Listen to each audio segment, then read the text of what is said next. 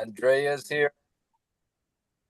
Welcome everybody for our Q&A, Bible trivia, Bible questions, whatever it might be. It's open on Friday Night Live. So, what do you guys have questions about, or what are you thinking about? Is there anything that comes to mind about any Bible issues? Yeah. What was that, Daphne? Yeah. Okay, I guess you gotta yell at your phone now. I hope The only it's way we can hear okay. you. Go ahead, Daphne. Did Satan have something to do with Cain killing Abel? I read and I didn't see anything. So, Did you understand that? I'm trying to sort it out. Cain killing Abel? did Satan have something to do with that? That part I didn't hear. What did you say about that? Did Satan have something to do with that? I would say yeah. Uh-huh. I mean, he's the father of lies, and he obviously came to steal, kill, and destroy. You guys know that, right? The devil is described as one who steals, kills, and destroy. Well, there definitely was a killing. Mm-hmm. I read it to see. Did you want to read that section so that we can look at it more closely? Okay. Okay, I'm gonna need somebody who has their Bible to read that, because Daphne will not be able to read it from her Bible. She's coming in so faint, it'll be hard to hear her. So it's in chapter 4. Chapter 4 of Genesis. That's okay. That's what I thought. The first murder, right? This is the first murder. Yeah, it's Abel. Cain and Abel.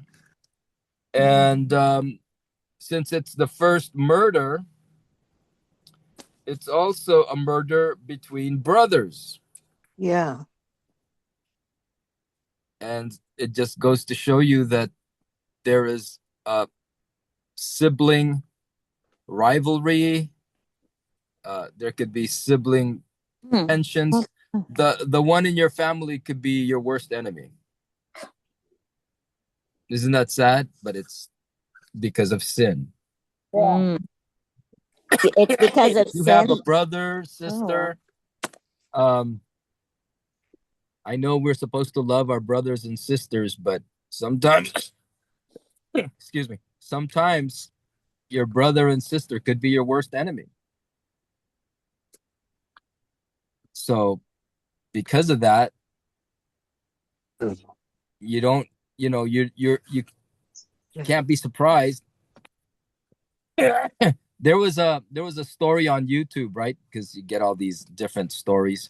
Mm-hmm. This man, somehow he had an argument with his brother in regard to their mother, their elderly mother. So he shows up at his brother's door, right? And whatever argument or tension there was between him and his brother, and what to do with their mother, or that scenario, he pulls out a gun and just shoots him when his brother answers the door. Killed him. That's it. Then he drove back home like nothing happened. So people, don't be surprised when your closest family member, relative could be your worst enemy. Oh, yeah. That's based on the story of Cain and Abel. Yep. So go ahead. Who's going to read? Diane, were you? For those who just joined, okay. For those who just, okay, good. For those, I'll pause you as we go.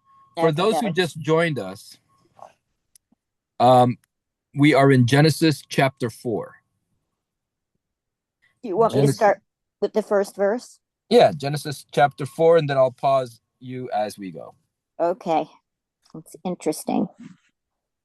Adam made love to his wife, Eve, and she became pregnant and gave birth to Cain. She said, with the help of the Lord, I have brought forth a man. Later, she gave birth to his brother, Abel. Okay, just so, we keep adding to our knowledge, right? Anything you say to a wise man will make him wiser. It's been mentioned, there's really no hard proof, but the fact that it says later she gave birth to his brother Abel, it could also it can also refer to them as twins. It could. Yeah, so just something to be mindful of. It what does later mean? It could be 5 minutes. 5 minutes apart, or 9 months apart. But yeah, just something to keep in mind. It doesn't say.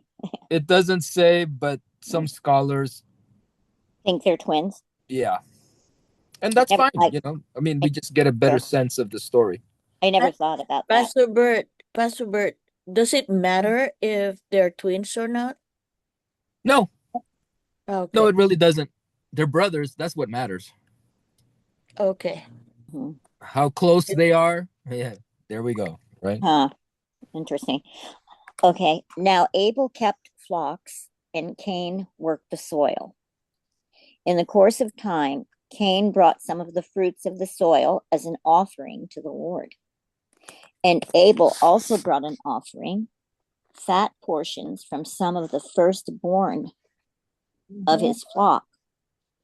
The Lord looked with favor on Abel and his offering, but on Cain and his offering, he did not look with favor. So Cain was very angry, and his face was downcast. Downcast. Maybe feeling depressed, sad, because he was rejected. Well, yeah. And the question that is always raised here is, why did God reject Cain's offering? Yes. And there's been speculation, and so I might as well give you the two.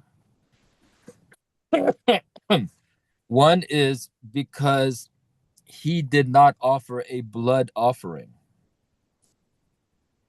That could be, yeah. In this time of offering, there was a set time, a set day, a set place to give this offering. And the offering that God wanted was a blood offering. That's why he accepted Abel's offering.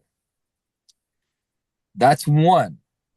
Okay. Yeah, but where does it say that he wanted a blood offering? It doesn't say. So good. Again, I'm letting you know the theories or the speculation. I got it. Okay.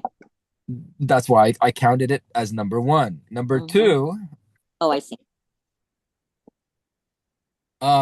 Because Abel offered the best, or the what is it, the first fruit or the firstborn? It says the firstborn of his flock. Okay, because it's the first. When Cain offered his vegetables, it didn't say the first. No, it just says some of the fruits of the soil. Yeah, so it seems to offer just the leftovers, or not the best. Whatever he's got. Whatever. So he didn't offer the first or the best. He gave the leftovers to God. That's the second theory. But it doesn't say that either. No, it doesn't. No. So go ahead and read and we'll find out more. Okay. Then the Lord said to Cain, "Why are you angry? Why is your face downcast? If you do what is right, will you not be accepted? But if you do not do what is right, Sin is crouching at your door. Stop right there.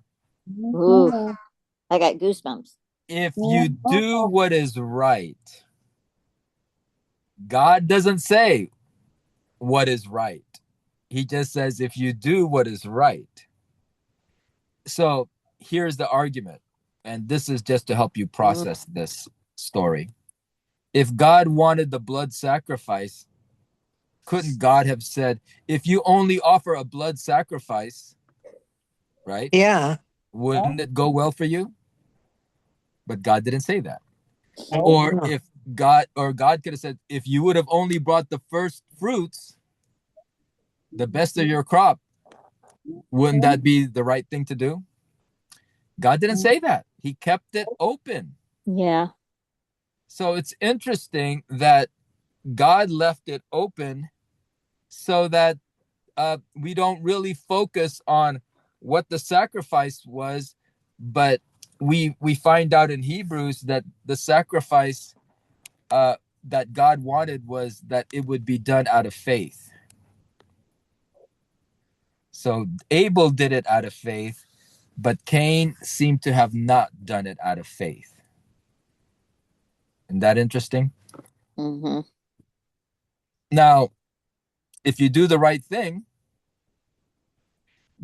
then everything will be okay. So God shows us, he gives us opportunities to correct things, especially if you know what needs to be corrected. But it's pretty clear here that he just needed to do the right thing, whatever that was. Okay? just to give God his best. I'm sorry, Daphne, you're faint. Yeah, What is we that? can't understand you. Shout it out, Daphne. To give God his best. Yeah. Well, that was the second theory, right? Right. Yeah. But it doesn't say that in the scriptures. Yeah. It At does least he did it his does part. show us that Abel gave the first fruit or the firstborn. So Abel did that. But again, God didn't make it clear what was the right sacrifice. That's why there's disagreement. Mm-hmm. So for those who just joined us, we're looking at Genesis 4. Another thing to keep in mind, since this was a sacrifice to the Lord, that's almost like a priestly role. It's almost like a priestly role because the priesthood during the time of Moses were doing that. So you can also take into account that these two could be representing two religions. Yeah. Abel had his religion, Cain had his religion, and now they're going to worship God with their sacrifices. And what does God do?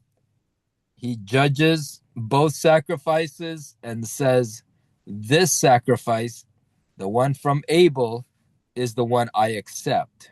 But this sacrifice, the one that came from Cain, I reject. Do you think that's cold-blooded of God to do that? Oh, man, that's tough. It's tough love, but That's a hard one. it's Yeah. not cold-blooded. He's just being truthful, right? Yeah. God is just simply saying, this is the one I'll accept, but this one I don't accept. It's almost like God saying, don't take it personal, right? I'm just letting you know which one I accept. And if you do the right thing, then wouldn't it go well for you? Well, Right? he even says that.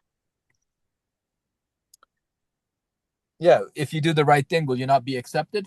Right. Yes.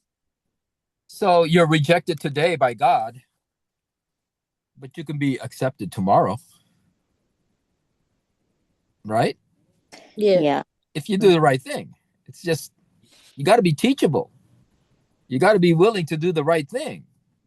Don't be so proud that you take this rejection from God so personal that it's like, oh, since God doesn't accept it, then I quit. I give It's up. the end of the world. Yeah. Yeah. No, you can't have that attitude. Right. You got to have a teachable attitude. God, if I did it wrong, okay, could you please show me the right way to do it then? Oh, Princess has her hand raised. Go ahead, princess. Yes, Pastor Bert. It's like I always hear this from my mom. Correction is redirection, and she said she always tell me that I should accept it with understanding that what I've done is wrong, and I should be thankful that I was corrected. So and That's the also, right attitude, yeah, and because also any attitude that goes against that would be like what Cain wanted to do. Well, what Cain did in wanting to kill his brother because of that. Gentiles. yeah, and God accepts, or God looks at the heart of the person and not just the gift that we are offering. Yeah, and what God looks for is faith. Because in Hebrews 11, there's a reference there of Abel. 11:4. Read it. Hold Abel on. giving God a, a better offering than Cain. Yeah. Go By ahead and faith, read that. by faith, Abel brought God a better offering than Cain did. By faith, he was commended as righteous when God spoke well of his offerings. And by faith, Abel still speaks even though he is dead. Okay, that's three things, but read the first part again. Oh, that's interesting. By faith, Abel brought God a better offering than Cain Stop. did. Did you hear that? By Yeah. faith. So it implies Cain didn't have any faith, Yeah. right? Yeah. So that's why he gave a better offering. Whatever offering it was better than Cain's, but it had faith in it. Yeah, with the heart, faith, and sincerity. Yeah. See, so you would have to accept that when Cain gave his offering, his religion, you could say, there was no faith. And then because there was no faith, his offering was not good. It wasn't the best. It wasn't better. It doesn't have to be, I don't think it has to be better than Abel's. I think it just has to be equal, you know? Or done with a desire to please God. Yeah. You know, I and don't just think having that. Cain had that in mind. What was that? I don't think Cain had that in mind. He just gave him something. Yeah. You You know, know what I have you mean? ever done that? I'm guilty. I just give and I don't really give it too much thought, you know, Yeah. and, I get convicted. I realize, hey, I should have put more heart into it. I should have given with more, you know, generosity or whatever. But sure, there's an opportunity to correct giving. Giving is very important to God. I hope you guys understand that. Maybe in Cain's mind, he did his part because God did not emphasize, what to give. Yeah. I mean, it's like, hey, I'm doing it. Okay, Yeah. but I don't accept it. Now, what are you going to do? But where was his heart? Exactly. See? And that's where God tests your heart. You know that. Yeah. And there's a verse that says, all a man's ways seem right to him, but motives are weighed by the Lord. Yeah. But God tests the heart.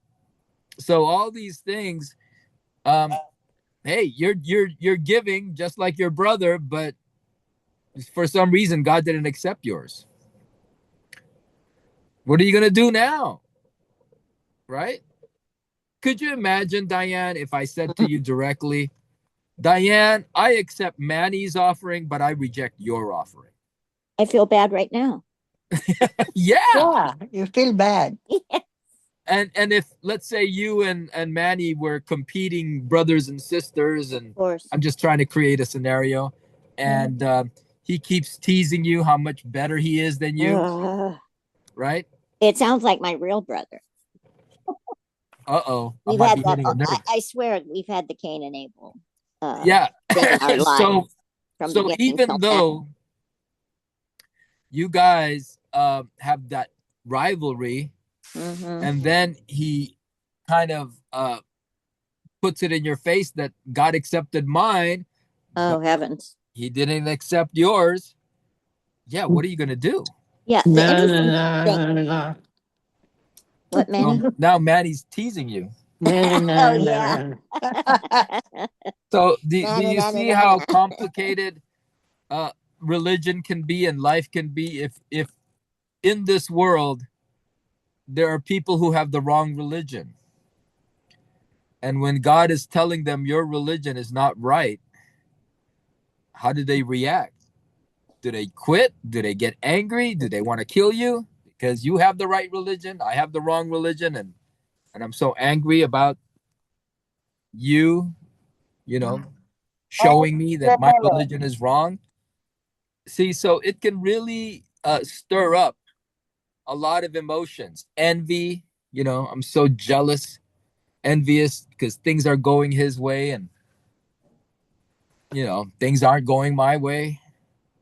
God doesn't seem to be blessing me. Whatever thoughts run through a person's mind. Yeah. You just got to be able to handle all those emotions and then get to the truth, the basics, and say, you know what, God, I'm wrong. You rejected it.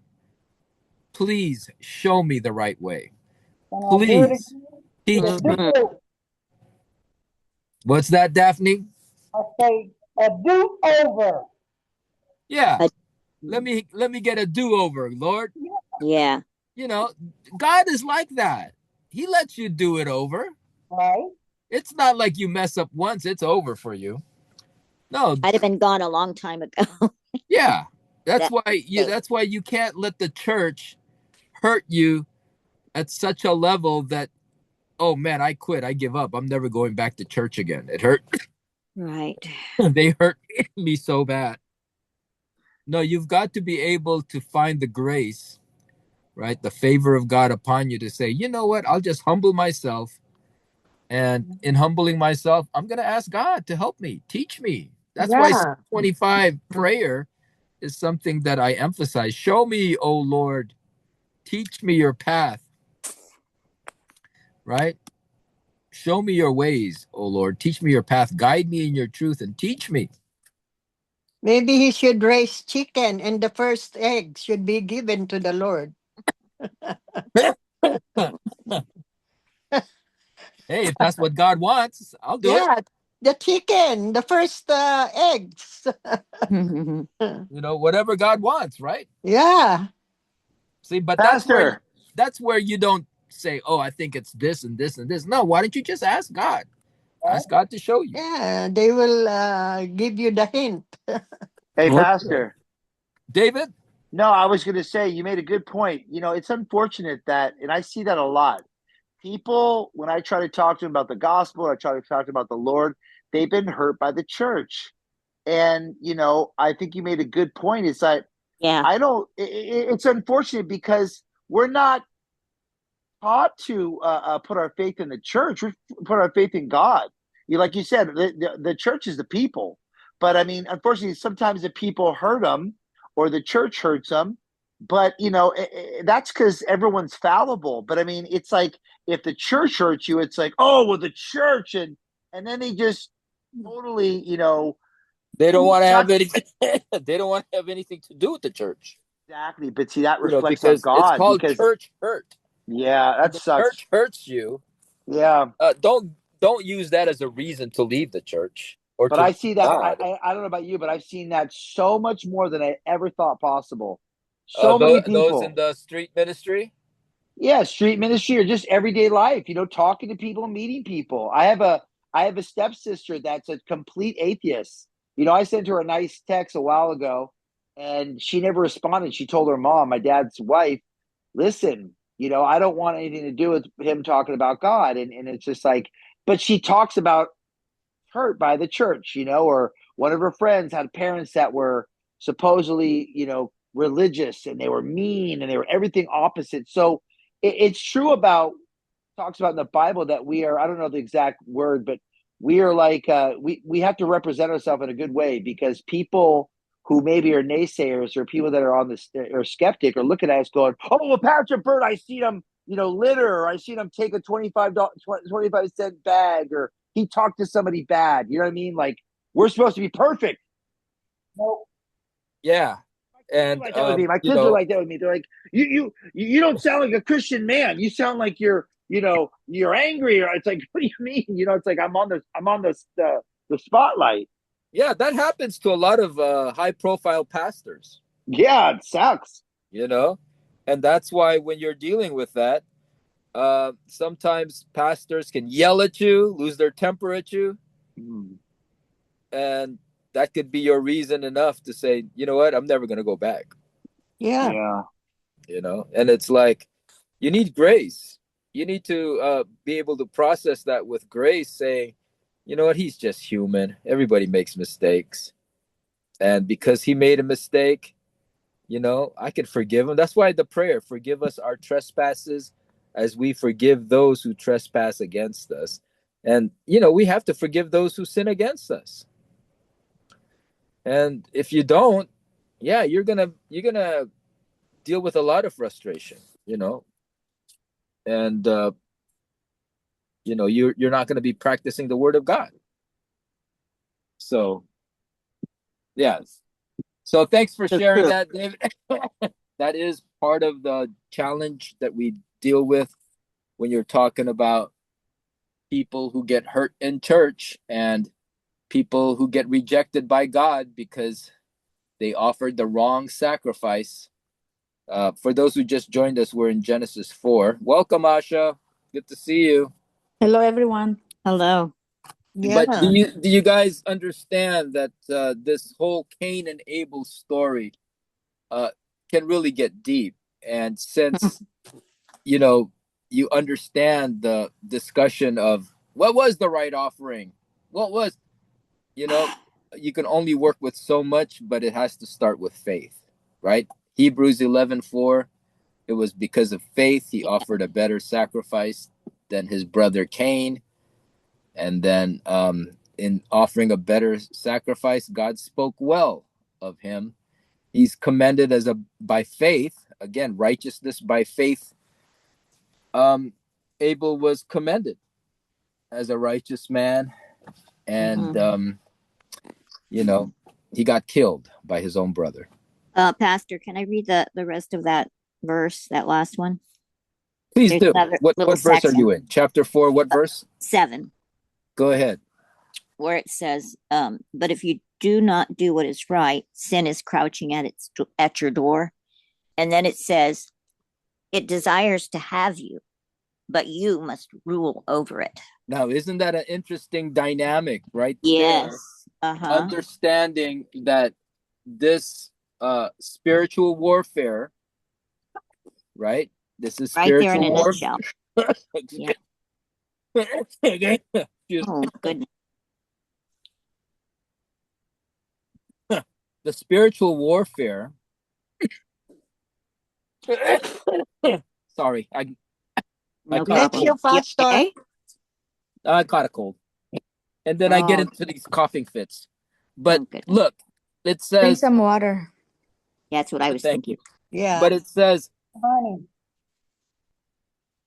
but if you don't do what's right, okay? So if you don't do what's right, sin is crouching at your door. What is that when sin is crouching at your door? What is that? Sin it's is knocking. At your door. Well, it's and it's when you're knocking at your heart. Waiting. Yeah, when you're at your low point or a weak point. Yeah, he's crouching at your door.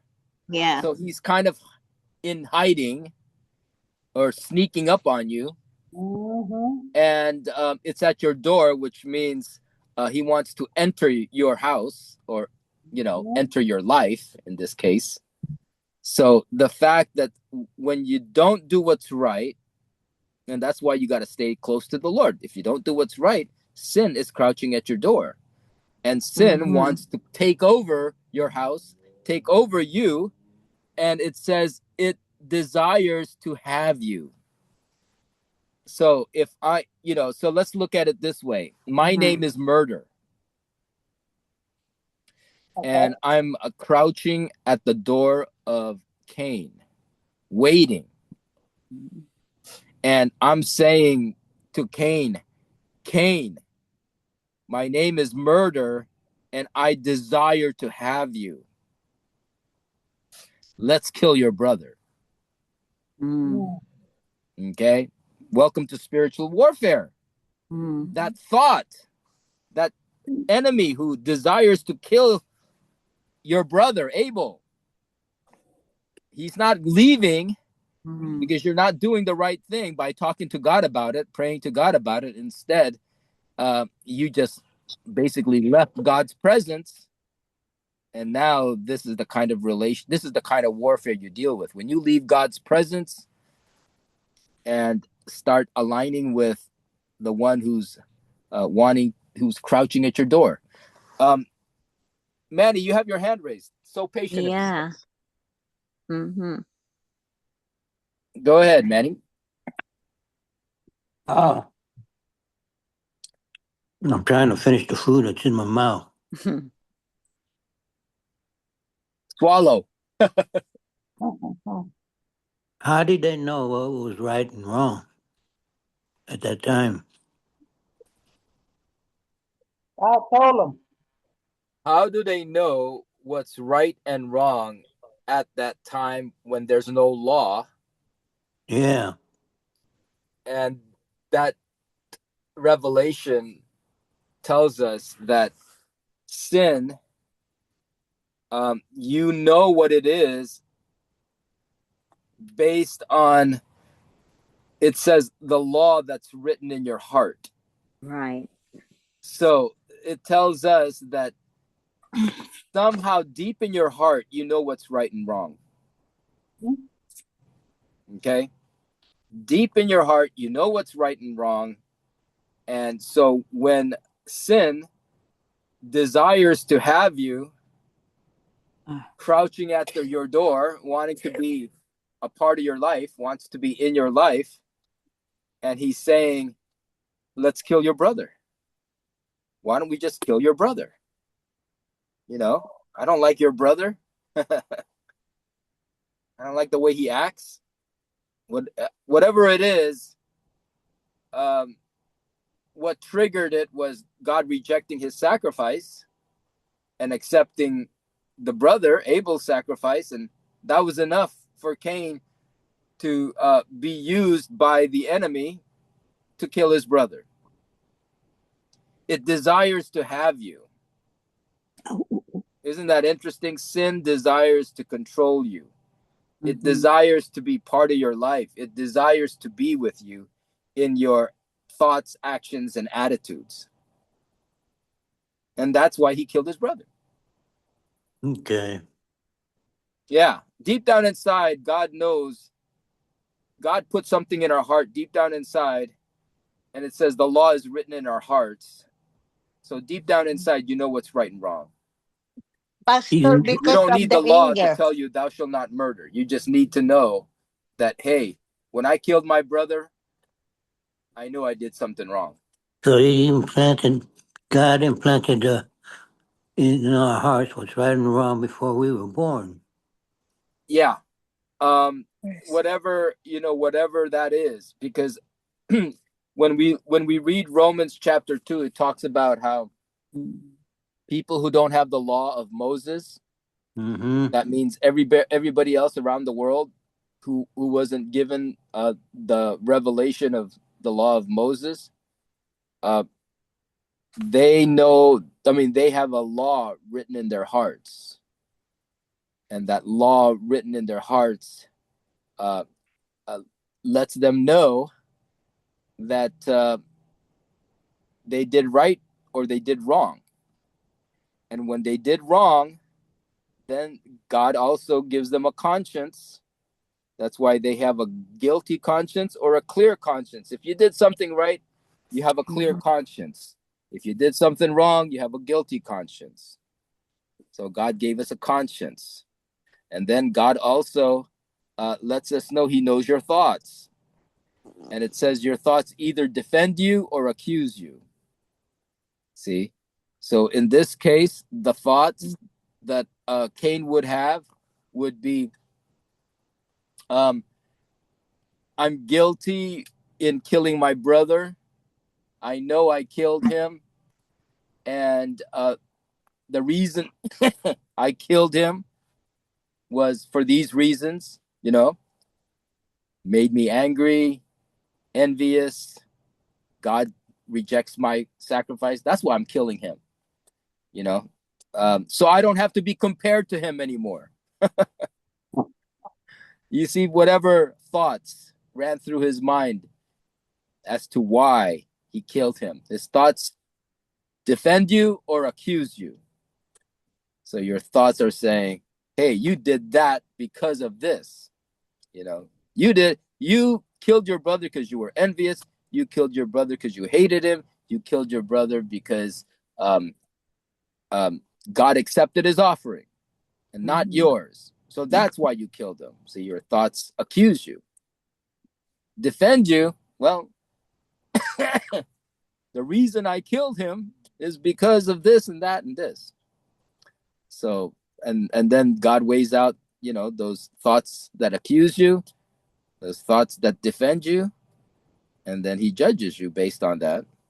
And then it also talks about how God judges your secrets. Your secret sins, God is able to judge. So he probably killed him with the rock. I don't think it even says, does it? No, it doesn't say. Because there's no gun back then. Nope. It could have been a rock, It could have been a big branch. Or choking him. About the size of a bat. So since we learned that this is how sin works in you, right? It's crouching at your door and it desires to have you. And then your responsibility is you must master it, which means you got to make sure you don't let those desires to kill, you got to make sure you don't do that. Yeah. And as it clearly comes from Satan. Yeah. That's why the 10 Commandments is clear.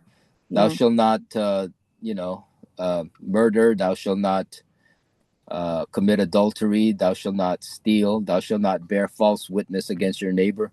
And thou shalt not covet your neighbor's possessions.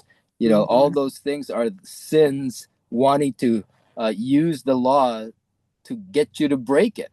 Right. But you must master it. So, for example, I'll use road rage. Hey, this guy cut me off. I'm so mad at that guy. I'm going to go after him and, press my brakes in front of him and cause him to get into an accident when he tries to avoid. And that's because he gave me the finger while he was passing me. So sin wants me to go after him and take revenge. Sin wants me to do something to pay him back. And how do I master that? Right? Because it says it desires to have you, but you must master it. Well, to master it, what was that? Ignore it, Pastor. Yeah. So to master it means I want to do all those things to that guy in the white car, but I'm not going to do it. I'm going to stay away from him. Yeah. That's the way you master sin in that case, in that scenario. And in whatever scenario you find yourself and you're confronted with the desire to commit a wrongdoing, there's the voice telling you must master this. And that's why it's so important to understand that the fruit of the Spirit is self-control. Right? Self-control. We all need self-control. And especially if you're dealing with addiction, then, you're going to go out of control and you need self-control to make sure, the alcohol, the drugs don't get to you and control you in that sense. Manny, you have your hand raised and we got to wrap it up. Already? I know how time flies. Yeah. I have a scenario. Your neighbor just moved in and you have a problem with coveting her because it's your neighbor's wife. How? Oh, Manny, you know that's a common scenario. Close your window. Nothing uncommon Oh. there. Shut your window. So go ahead and continue. I don't know if I want to. Oh, okay. So yeah, sin desires to have you. Mm-hmm. Therefore, because you've come to a place of lusting and coveting after your neighbor's wife, which you know you're not supposed to do. Yeah, you see her drive in from work, Yeah, drive away to work or whatever. yeah. So now you know her schedule. Is that it?